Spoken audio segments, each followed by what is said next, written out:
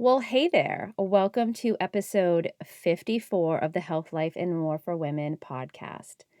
Really excited for this treat I have for you guys today. I wanted to talk about the positive things that come out of having family dinner, of sitting down at the table. And I could just sit here and tell you the 6 things I believe are the most valuable, but I thought it would be a little bit more fun to have some special guests in with me to share their thoughts about the dinner table. Before we dive in, guys, I have some really exciting news about our sponsor for the podcast today. Veggies Made Great is coming to Walmart nationwide. You heard me right. Guys, they're going to have their 6 amazing muffin products. You guys know I love those double chocolate ones, blueberry oat, banana chocolate chip. They have their spinach egg white frittatas, their veggie bacon and potato frittatas, and the mushroom and 3 cheese frittatas. So the next trip you make to Walmart, be sure to head to the frozen food section. Grab one, all 6 different kinds you can find of these products. They're going to sell out so quickly. I'm telling you, get there ASAP. I love these. My kids love these. Whether you guys are having them just for breakfast, a snack, back to school, whatever it is, picky eaters on the go, everyone loves them. Thanks, Veggies Made Great, for sponsoring episode 54 of the podcast. Let's dive in.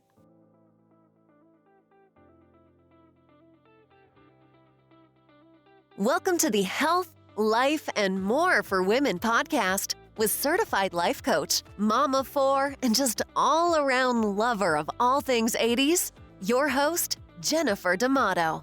Buckle in. Let's get started.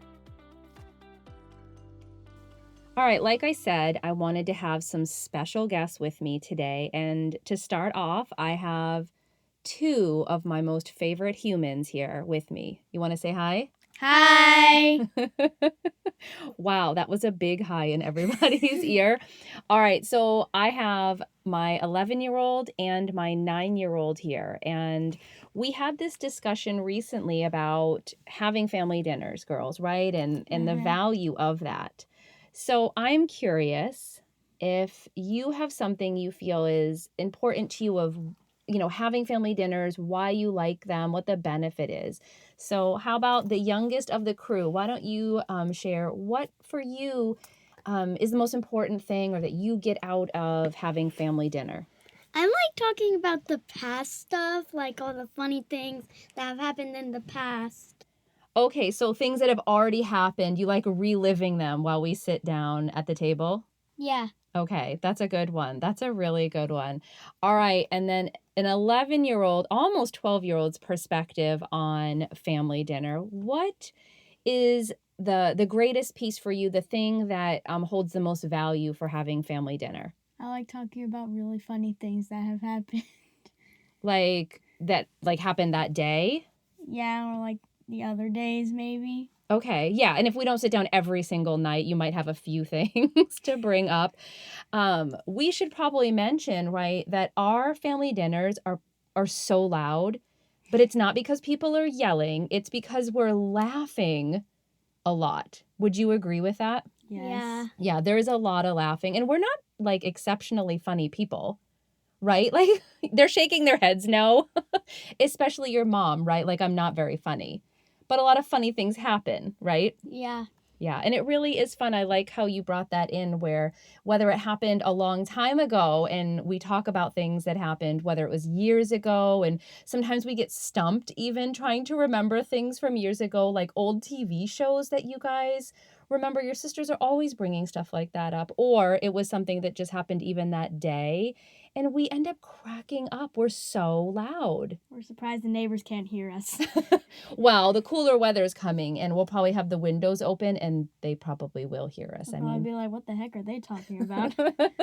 And now they'll know if they listen to podcasts, we're talking about funny things that happened before or funny things that happened that day. Those are some really great things and benefits of family dinner. Thanks for coming on here today. Bye. Bye. All right, so now I have my oldest sitting here, the OG. Yeah. Right? Now, if you didn't listen to episode 28, where we talked all about parenting and answered questions, I highly recommend that. She was such a fun guest to have on. Raising teenagers instead of toddlers now, totally different ball game. But of course, today we're talking about family dinner. And you, of course, have had family dinners longer than anyone else. Yep. In this house. So I'm really curious what you see as the greatest benefit to sitting down as a family. I think the greatest benefit of sitting together as a family down at the dinner table is like it just brings us all together and we're able to bond over like moments from the past, like the girls said earlier, and just funny things you remember. And it's just a big bonding moment, laughing together, almost choking on food together. Not all of us are almost choking on food. That's just me, but I think it's just a great time for bonding together and just reliving moments and stuff and trying to figure out names of old TV shows we used to watch and not being able to figure them out because they were so long ago. Yeah.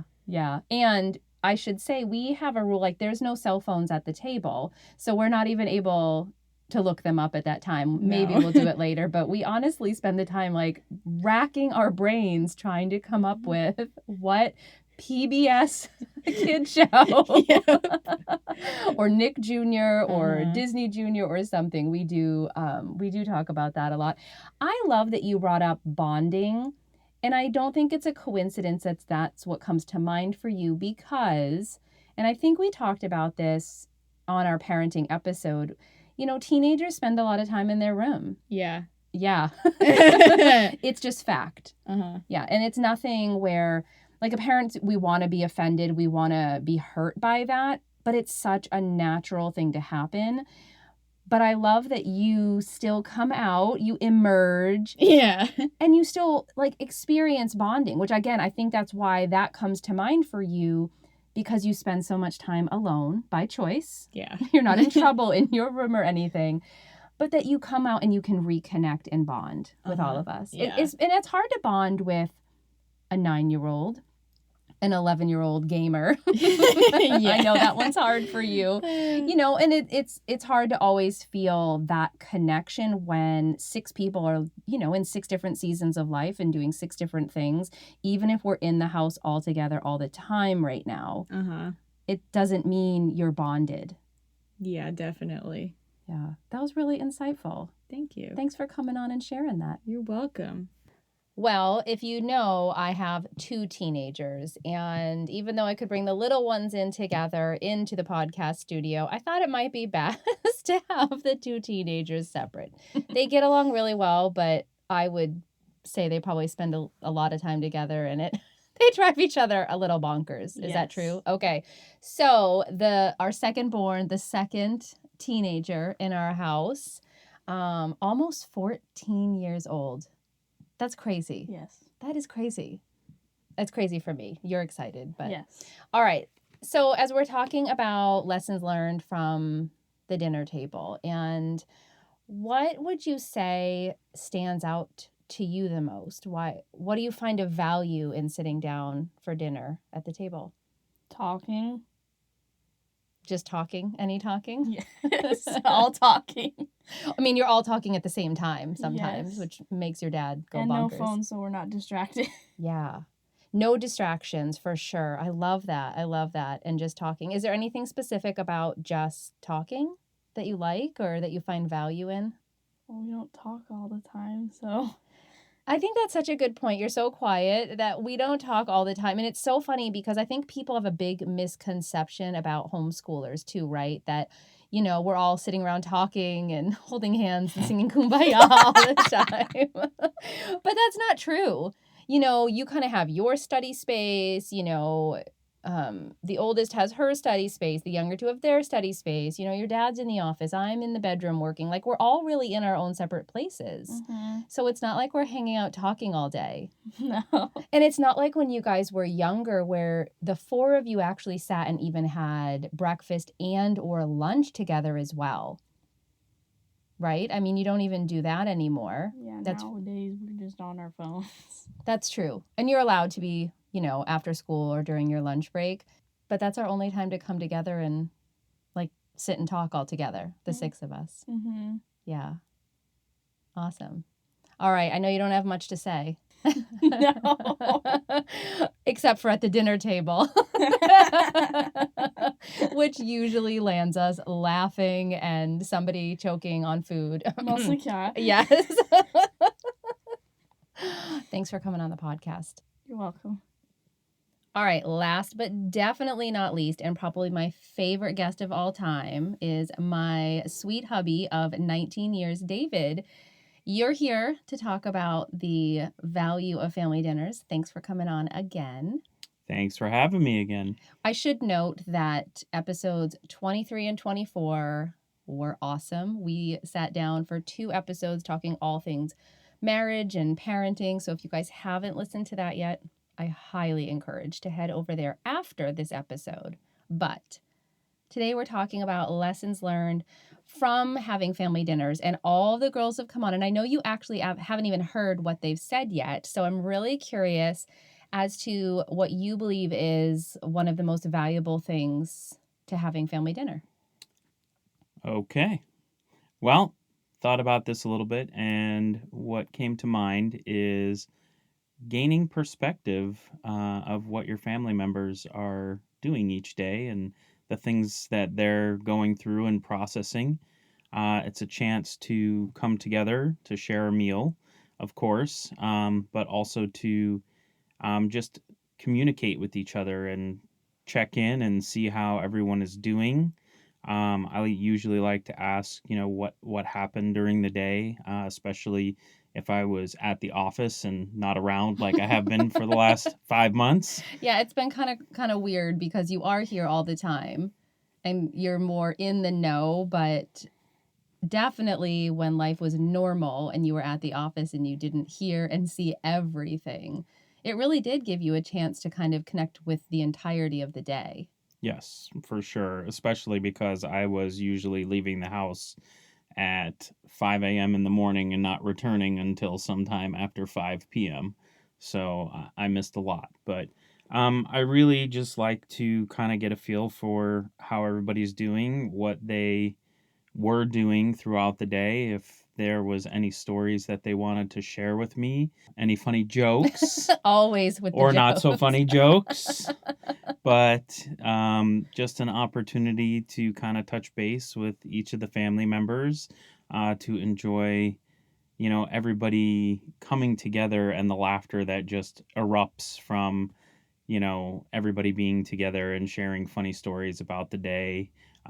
It's always funny to me when Leah shares her dreams at the dinner table. And what's funny about it really is that we're having dinner. It's generally around 6 p.m. and she can remember the dreams all like so clearly, so vividly. And yes, shares dreams. And I love that you use the word erupts because that really is the best way. Like it like builds and builds and then the laughter just erupts at our table to the point of you and I looking at each other like I feel like we're out of the loop on Yes. what they're all laughing about. Which is kind of cool because the 4 of them have their own dynamic and we kind of just get to watch it unfold and grow and strengthen, which I would say that's something that I highly value is watching their relationships grow and strengthen. Like we get to observe it more just sitting at the table. Yes. I would say, and I have to say, even outside of the family, just coming together for a meal with other people, you get to meet and learn more about other people. So I like that we do that with our dinner table because, we get to learn a lot more about our children, and what they're interested in and what they're watching or doing or dreaming about or what they find funny or don't find funny. Even if we don't find it funny, that's okay. Yeah. So Awesome. Thanks so much for coming on again and sharing. I appreciate you. thank you. Of course, this would have been so much easier to do if I just came on here and told you what I believe the lessons are from the dinner table. But I really knew that as hard as it was to get my entire family to come on the podcast, and let me tell you, it's been a lot of work, it would be more valuable. Now, there's no hard and fast rule about family dinner, about sitting down together. You know, is there an ideal? Sure, there's an ideal for your family. Maybe that's once a week and that's all you can fit in. You're busy, you're running around all the time, but you commit to every, Sunday night or, every Tuesday. That's when everyone's home and that's when you all sit down together and connect and laugh and bring those aspects in that my family talked about, even if it's reminiscing or just catching up, bonding, growing relationship. Maybe for you, you have so much more availability. You haven't hit that season of crazy busy, or due to current circumstances, you're home together a lot more, but you found you're not sitting down as much. What can you commit to as a family, as a couple? Maybe it is just the two of you, and you've kind of let go of the idea of sitting down together. What can you commit to in the next weeks, in the next month, at the dinner table? Maybe this is a conversation you even want to open up to your family, to your loved ones, to your spouse, to your significant other, and say, hey, I know we're not doing this, but here's what I would like to bring into our home, into our family. Maybe you even want to sit down and ask your kids the same question I did. What do you find of value in sitting down as a family for dinner time? Maybe you go out of the box completely and say, listen, we can't do any of that, but we can sit down on Saturday mornings and have breakfast or brunch together. Maybe you're like me and have teenagers and you're like, listen, brunch or lunch is all we can manage on a Saturday morning. Those kids are sleeping. I get it. If you're already having these family dinners, or you're sitting down with loved ones or a loved one every day, and you're already experiencing this, maybe it's just a time of reflection of what you are really getting out of it, and that it's so much more than just the meal. All right, ladies, I'm so glad that you allowed some space and time for my family to come into your world. Until next week.